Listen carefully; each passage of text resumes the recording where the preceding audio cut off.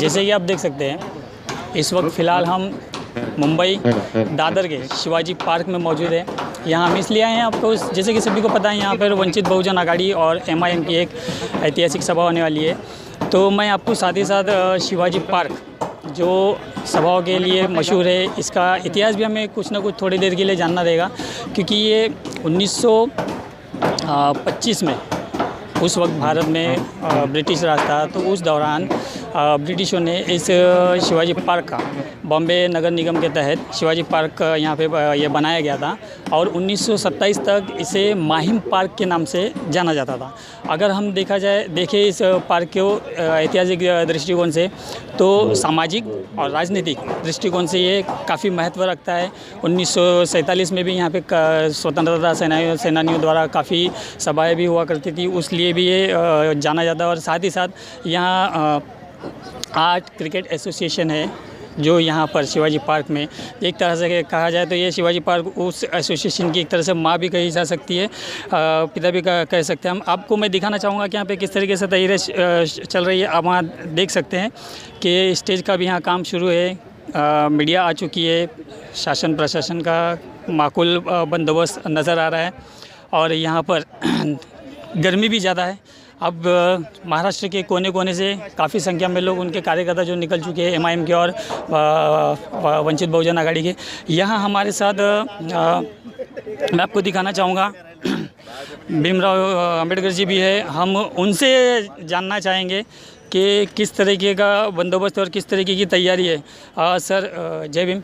क्या कहना चाहेंगे सर, अभी जो माहौल एक तरह से बना हुआ है वंचित बहुजन आघाड़ी और MIM को लेकर, जो उत्साह है लोगों में, तो किस तरीके की तैयारी है और कहाँ तक ये मामला चल सकता है? जैसे कि अभी आगामी 2019 में चुनाव भी होने हैं, तो उसके मद्देनज़र हम किस तरीके से देखते हैं इसे, जो लोगों का जो हुजूम है, जो सभाओं में जो आ रहे काफ़ी तादाद में लोग, तो क्या कहेंगे? भारिप बहुजन महासंघ आणि वंचित बहुजन आघाडी, त्याच्यामध्ये MIM, सर्व समाजाचे नेते, धनगर, माळी, कोळी, साळी जेवढे वंचित आहेत त्या सगळ्यांची मोठ ह्या महाराष्ट्रामध्ये बांधलेली आहे आणि महाराष्ट्रामध्ये जिल्ह्यात तालुक्यामध्ये वंचित बहुजन आघाडीच्या 14 सभा झाल्या। ही मुंबईची शेवटची सभा आहे आणि ह्या सभेला जवळजवळ 2 लाखाच्या पेक्षा जास्त इथे आम्ही जनसमुदाय अपेक्षित आम्ही करतोय। त्या सभेच्या माध्यमातून संपूर्ण महाराष्ट्राला आम्ही दाखवून दिलेलं आहे की आज आमच्या ज्या झालेल्या सभा आहेत त्या लाखाच्या वरती आहेत।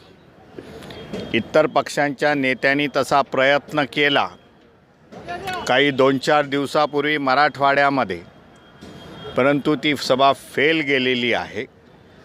एका बाजूला ते चित्र आहे, दुसऱ्या बाजूला बहुजन वंचित आघाडीमध्ये लाखोच्या संख्येने लोक येत आहेत।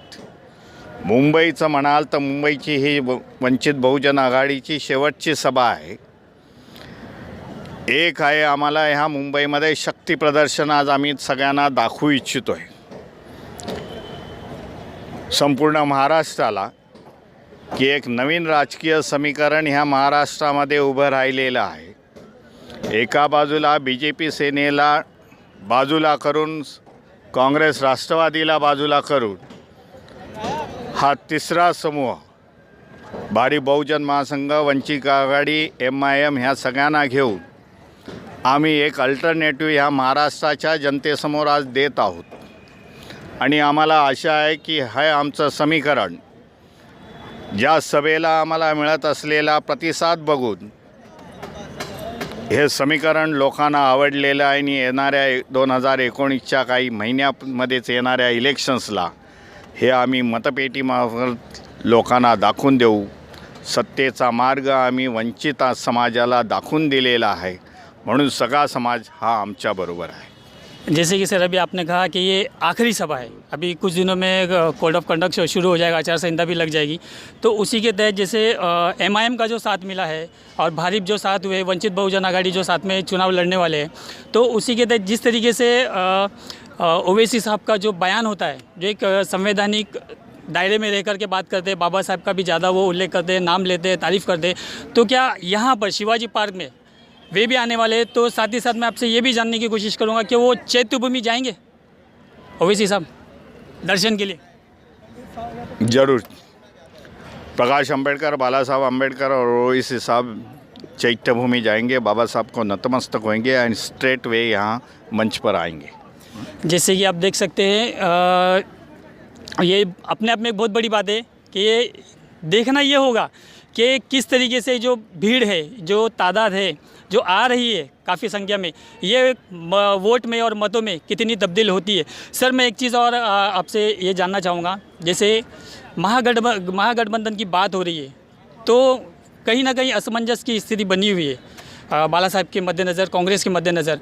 तो क्या ये तीसरी आघाड़ी की बात हो रही है या तीसरा मोर्चा खोलने की बात हो रही है? जैसे ओवैसी साहब तो वहाँ पर नायडू के, चंद्रबाबू नायडू के अगेंस्ट में ज़्यादातर खड़े हुए दिखाई दे रहे हैं वहाँ पे।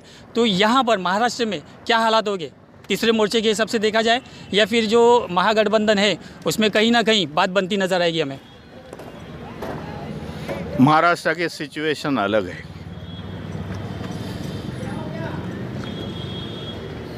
कांग्रेस राष्ट्रवादी को सफिशिएंट टाइम दिया था।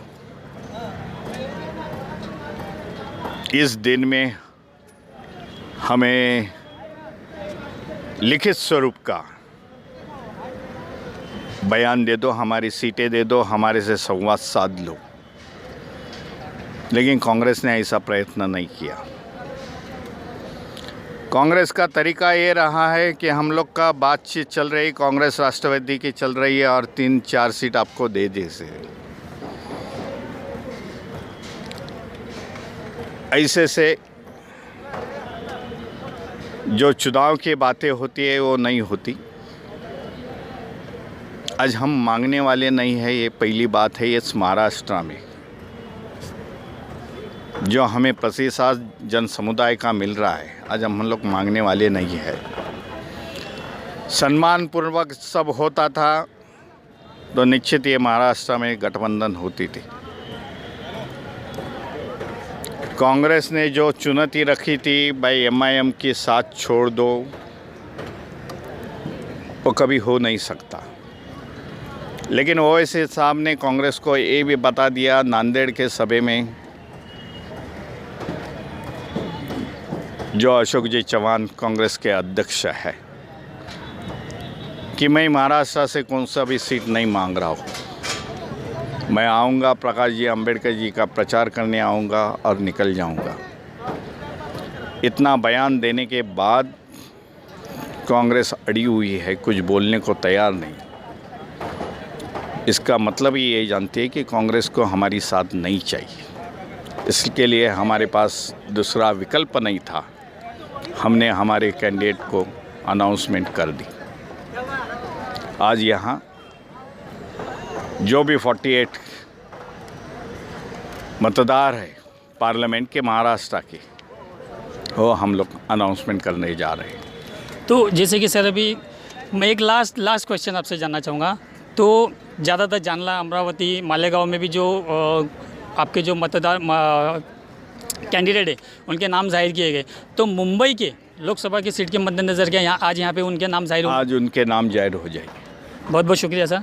जैसे कि आप देख सकते हैं बात तो दूर तक जाती है कि देखने की बात होती है कि किस तरीके से लोग जो जब ऐन चुनाव का वक्त आएगा तो किस तरीके से ये भीड़ एक तरह से मतदान के ज़रिए कितना समर्थन दे सकती है, कितना समर्थन दिला पाती है, ये भी अपने आप में एक देखने की बारी होगी। लेकिन हमें अब ये सोचना भी होगा कि प्रकाश अंबेडकर साहब उर्फ बाला साहेब अंबेडकर जी, क्या ये महाराष्ट्र की राजनीति में एक तरह से किंग मेकर साबित हो सकते हैं या नहीं?